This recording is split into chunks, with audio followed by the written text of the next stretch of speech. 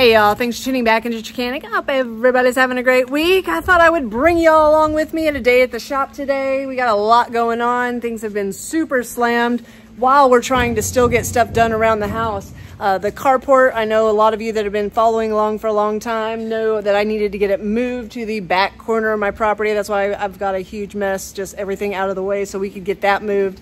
And now we're able to, store some more stuff under there. We have a camshaft. It's the first one we've done since we reopened our shop out here at the house. And unfortunately, I haven't found my sump gaskets yet. So I knew where my camshafts were, but I used to keep all of my pan gaskets in a filing cabinet and they went into a tub and I have not found them yet. So I have them ordered. I'll have it put back together tomorrow. Now, I've already made a video on changing out a camshaft. I will leave a link right up above if you have that issue. It's very common with these single cylinder Briggs engines. Guys, I'm telling you, if it ever starts getting to a point where it's lagging to start, always first adjust your valves. I would just go ahead and adjust your valves like once a year on these things, because if you do not and you keep putting that pressure on your release, it's going to break on you and you do have to have another camshaft. Now, I have a video so you can do it all yourself, but if you take it to a repair shop, this can cost you upwards of $300, and that's not something you want to spend. While Alex is waiting on a sump gasket to finish that camshaft, he just finished doing this pressure washer here. Customer brought it in, said they destroyed their rewind, and they sure did. I don't even know, how do you think that happened, Alex? It got really hot somehow. Yeah. Some way. Melted everything in the rewind and the flywheel fan cup. And so those rewinds though for Honda, they're like, 20 bucks. So definitely do not even worry about fixing those. They're super cheap and a lot less hassle. I did happen to have a used flywheel fan, so that was pretty cool. Now Alex is working on a Honda 4-stroke mini tiller. Now this is a Mantis, and I really am in love with the 2-strokes. The 4-strokes, I get a lot of good feedback that they're pretty good machines. But one thing that you need to pay attention whenever you have one of these 4-strokes is the oil reserve, okay? You have to know which way to set it and fill up the oil. A lot of people will put it up on its end to fill the oil up, and what happens is you get way too much oil in it. And when this thing came in, it had oil coming out the carburetor, out every orifice it could possibly come out of. It was just gushing oil out, and then we still were able to pour a bunch of oil out. So it takes very little 30-weight oil to fill these up. Just make sure that you have it sitting at the right incline, and whenever you go to fill it up, you'll see it come to the very bottom of these threads here, and that's all it needs, guys. All right, let's see what I got on the bench. Had one of my commercial guys drop off some saws. He brought in a Steel MS461 and a couple Echo CS400s. Well, let's see what's going on. Now this is some serious destruction. This saw hit something hard in a tree, okay? When he brought it in, I took the side cover off and immediately the clutch just fell out in pieces. Now, this is metal shoes are all connected to this center piece right here. So it hit something so hard that it broke all the metal pieces off from the center of this clutch. So it had to grab something hardcore in the tree, or the chain got so loose. See this chain catcher right here? I don't know if it caught that, ripped the chain catcher off, ripped the clutch in pieces. I mean, this whole thing is loose right here. Like I always say, guys, you definitely always have to check your chain catchers. Let's check his other saws and see if they're in a bad position. Yep, absolutely. Look at how far that chain catcher is going up, which means it's been hit lots of times. You can see all the burrs on that metal where the chain has jumped off and caught it. Now this one's loose too. It should be more at a 90-degree angle coming off the saw there instead of that far up. If your chain gets barely loose, it's going to catch that and start ripping some things up. Same way with this other one here. That is just way too far up. Always check your chain catchers, guys. Now this commercial customer buys CS400 Echo chainsaws like crazy because he actually climbs with them, and it's 40 cc's of power. It's quite a big saw to take up in a tree, but that's what he likes to do. So he's been doing it for years. Now I'm not going to be able to put the clutch on his MS461 today because I don't have one, but y'all have seen me replace tons of clutches, so that's not a big deal. Put the piston stop in, spin that old one off, put a new one on. Now I'm going to get to this one last because it's a little scary. It was ran over. The pull rope's hanging out. The chain brake is completely broke off, but he said it still runs, so it's got potential. We'll see in just a minute.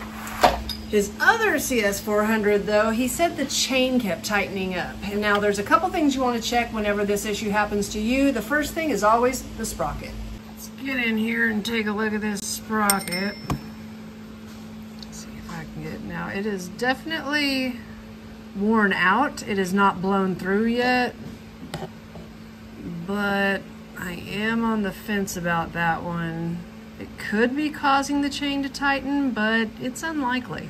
Next, you want to check your bar. Set it on a flat surface. Make sure that there's no curves in it or anything like that. Give it a good flip over. This one's flat, so that's good. You're going to want to get something thin and pokey to go through the bar. Just make sure that it goes smooth. That side feels good. Go down here like that. That side's good too, so you can rule out the bar. Taking a look at this chain here though, the bottom tips do look all rubbed off. Now could that have been caused by it catching at some point on this chain catcher and ripping it through the sprocket teeth and ripping all the bottoms of those tips off? Let me show you what it looks like compared to a new one. Get my flashlight here so you can see the difference. You can see there's really no tip on that tooth that I'm pointing at. See the teeth on there? That is a huge difference when it comes to chains, guys. I'm gonna go ahead and throw the old chain back on it and turn it and see what she does.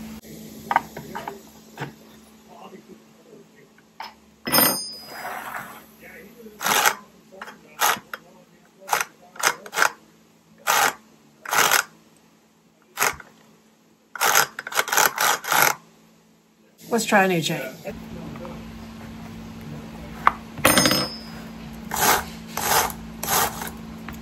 Oh yeah, that is much smoother.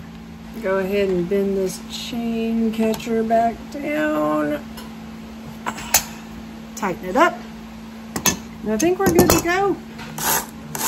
Running smooth now. So along with the tips missing, something is wrong with this chain. It is not riding on the sprocket well, and it might be a mixture of both, from the chain being slightly worn out and the sprocket being slightly wore out. It could be the reason that it was catching, but that new chain runs perfect. Let's give her a little test run and see if she's gonna tighten up.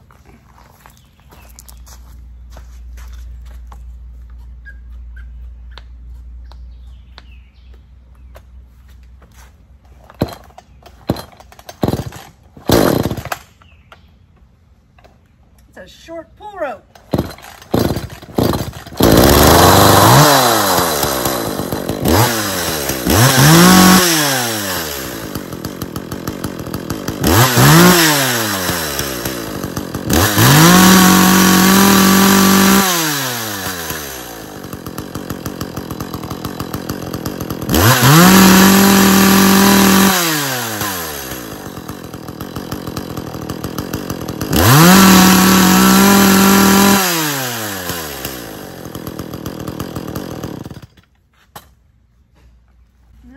Loosened up like a new chain normally does, but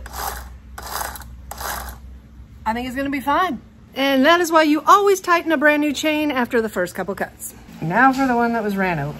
Now this thing is a little scary. First off, I can't start it without the pull rope working, so that's the first thing I gotta address. Let's see if we can get her fixed.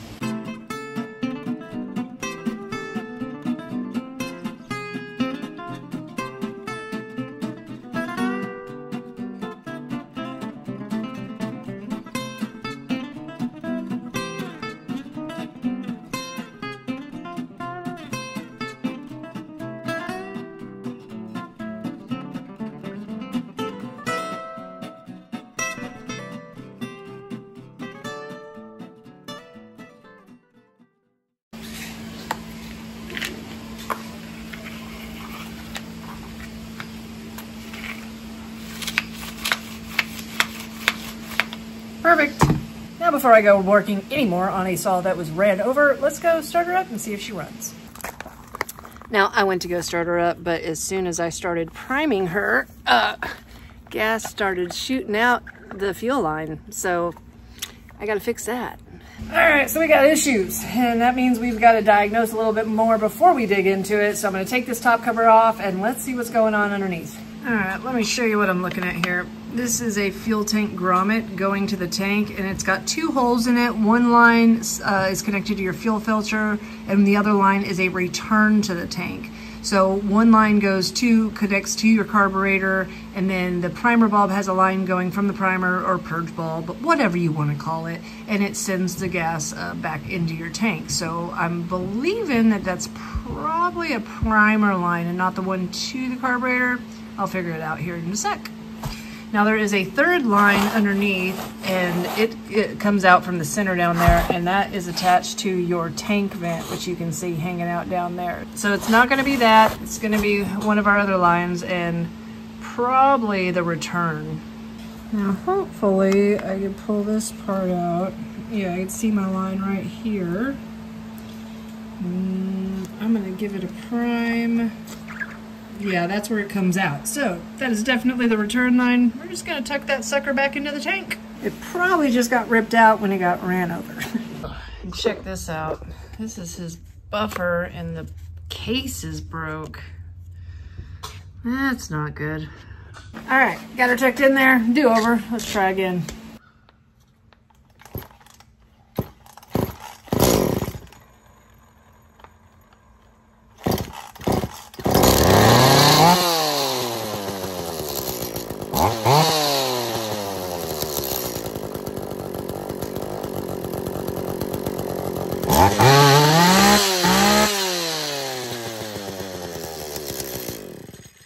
Well, she runs good and she's oiling, so she definitely has potential. Let's find her some parts. Let's go ahead and check the cylinder. Something looks really weird down in there. Bust out my HD Endoscope by Tech. Now I did just post these because they usually are on sale for like 20% off, but they have been on sale for the last couple of days for 25% off. So I always leave them in the description box below, but I always let y'all know when they go on sale because they're super, super cool, great definition. But I wanna see what's going on down in here. Oh, that's nothing. It's just a spot off the top of the piston that's cleaned from the carbon. And I wasn't really sure what that was in the exhaust port, but it looks like an oily residue buildup. But the rest of the cylinder looks beautiful. Now, unfortunately, I don't have a used CS400 Echo chainsaw outside to steal parts off of and put on his chainsaw, because that's what I've been doing for years with his chainsaws. And sometimes he'd give me his old burned up ones and I'd steal the parts off his old saws, save him a ton of money that way. But I do not have one right now. So I will have to replace everything brand new. He needs a bar, a chain brake handle, and a side cover. Now the chain brake handle by itself is 31 bucks. The bar is 30 bucks. The chain is $18, but that side cover, that thing with the chain brake and the chain adjuster installed already in it, is $56. So we're looking at like $135 in parts without labor on a $300 saw. All right, so my customer said he did not want to put $135 in parts plus labor into this chainsaw, so he said I could have it. Well, I don't want to take his saw because it's still a good running saw, and he has other CS400 Echo chainsaws that he could possibly end up burning up, have good peripheral parts for the outside to put on this saw. So I'm just going to hold on to it for him. I've done this plenty of times with a lot of his other saws. He did say, though, he did want to buy the last CS400 that I had in stock from when I closed my storefront down. I'm taking the 18-inch bar off of it because you could get it in 14, 16, or 18-inch. And so I kept multiple different sizes. I'm taking that bar off and I'm going to put a 14-inch bar on it for him so he can climb up in the tree with it. Which brings me to the whole reason that I made this video and thought I was going to repair this saw and be able to show you this cool tool that I like to use. I think it's pretty awesome, and hopefully you'll think it's cool too and try it out yourself to save you some time, money, and frustration in the future. Now, as you know, this saw got ran over, and thankfully the whole handle didn't break off. I think it hit mostly the side cover and the chain brake handle, so that was pretty much the most detrimental damage to it, other than this part on the buffer right here where it did break both sides of the plastic handle, and this buffer is very important to hold everything together. That's probably why that fuel line came out. Also, right here on the top, it crunched just a little bit. And I'm gonna show you how I fix them all the time, and I've just never thought about showing you all this before. Now, I have never claimed to be a welder, okay? If we have anything coming to the shop that needs welding, that's a Ron job. But what I do like to do is plastic weld. And if you have not ever seen one of these guns, they are super cool and you can fix so much stuff with them. I'll leave one in the description box below if you want to check it out, but let me show you how awesome it is. I'm first going to start out with this buffer mount area here on the rear handle. I'm going to glue it, melt it back together on both sides. I'm going to remove the rewind so I can get to it really good over here and make sure I get a good seam all the way across. Let's do it. It is going to be sort of difficult for me to show it because I can't leave the chainsaw on its side, because when I do, the buffer part wants to come apart like this. I'm going to have it up, sitting right. That way it'll stay flush. Now, if you decide to get your own, they're like 20 bucks. You definitely need to have one around the house. It comes with tons and tons of these little metal prongs for you to melt into the plastic to connect it back together. I'm going to show you how easy it is, and I'm going to show you what it did to my wheelbarrow that has made it work for the last 6 months flawlessly. Now, the hardest part is probably going to be picking out which one I want to use, because it comes with so many different sizes depending on what kind of plastic or how thick that you're working with. I sort of like these little tiny thin ones right here. And whenever you go to install it, I mean, if you just slide it in and push it against whatever you're trying to weld together, it will work. But a little trick is to bend it out, bend the legs out a little bit. That way, whenever you push it into these two little prongs, it sort of pushes against each edge and it'll stay in so it's not falling right back out on you. The end of it is not hot when you put your little prongs in. It doesn't heat up until you actually hit the trigger. All right, I've already cleaned the surface. I'm making sure that it's nice and flush here. And I'm going to go back. I'm going to press it. Go in, and it sort of curves around it. You can see it wrap around that plastic. Maybe a little more. I'm going to double up on this one here. I'm putting a thin one towards the back and then a fatty one towards the front. So I'm going to start steaming it up here. Pressing it on in, just like that. Give it a good jiggle. I've got a fatty swervy one here. I'm going to do one more here. Sort of hard to get in with this handle, but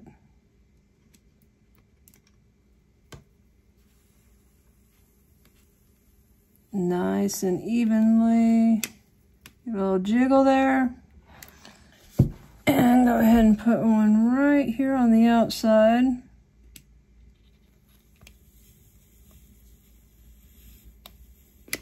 Just like that. Now it looks sort of scary. Now we're just going to clean it up. Now, after you've done that, it does look a little scary. We're going to take all them little prongs off and give it a little sanding and see how she looks.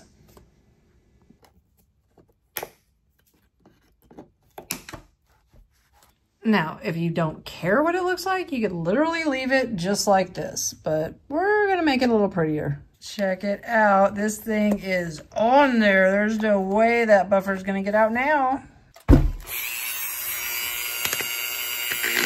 Okay, got everything sanded down. Extremely sturdy again. Very happy with that.